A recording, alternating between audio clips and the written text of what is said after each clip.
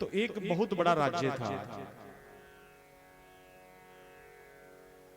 खूब संपदा, सुंदरता, और उस राज्य में अनेक प्रकार की सुविधाएं थी। यूं कहे तो संसार का प्रत्येक सुख वहां पर था। और उस राज्य में एक नियम था,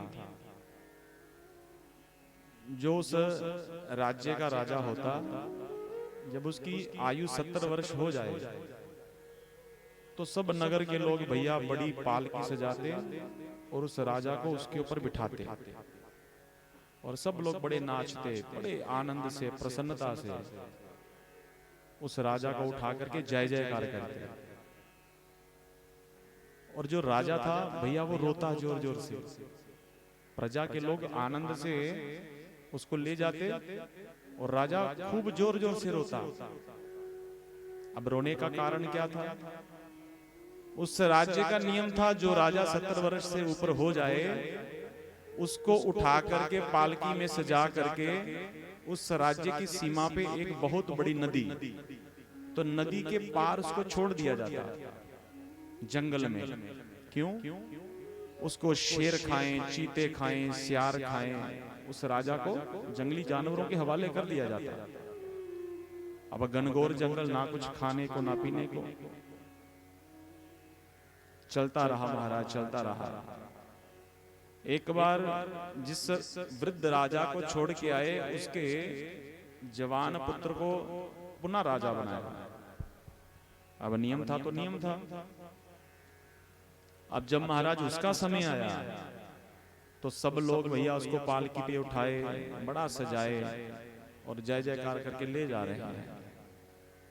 अब जो राजा बना था वो रो नहीं रहा था, वो भी जोर जोर से हंस रहा था, एकदम आनंद से नाच रहा था। तो सब लोग सोचें कि इससे पूर्व जितने राजाओं को हम लोगों ने छोड़ा वो तो रोते गए, और ये तो हंस रहा है। इसको पता भी है यहाँ पे इसको छोड़ आएंगे, वहां ये बचने वाला नहीं है। अब राजा को कौन पूछे? एक मंत्री ने पूछा, बड़ा ध्यान रख के जाकर के राजा को पूछा, देखिए जब तक हम आपको जंगल में नहीं छोड़ाते तब तक आप हमारे राजा हैं। तो आपसे पूर्व जितने भी राजा हुए सब रोते गए, चिल्लाते गए, लेकिन आप तो बड़े हंस रहे हैं। और वो राजा कहने लगा कि मैं अपने पूर्वजों की तरह मूर्ख नहीं था, मूर्ख नहीं हूं। तो मुझे पता था कि आप भी मेरा वही हाल करेंगे जो मेरे पूर्वजों का आपने किया है। मुझे उठा करके वहां पे पटक दिए जाएंगे।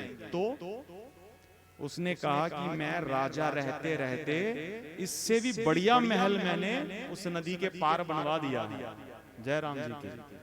जितनी सुख सुविधाएं इस महल में है, उससे बढ़कर के सुख सुविधा उस महल में है। इसलिए मुझे कोई चिंता नहीं, मुझे कोई चिंता नहीं है। ये प्रसंग क्या कहता है? ये जीवन, ये सुख सुविधा हम लोगों की सदा रहने वाली नहीं है। तो जब लोग छोड़ के आएंगे तो भैया फिर हम रोते ना जाएं, हम मुस्कुराएं, हंसें। क्यों? हमें चिंता ना हो। हम अपना कर्म, अपना जप, भगवान के प्रति समर्पण इतना कर लें, इतना कर लें महाराज, ये दुनिया छोड़ने में हमें कोई चिंता ना हो।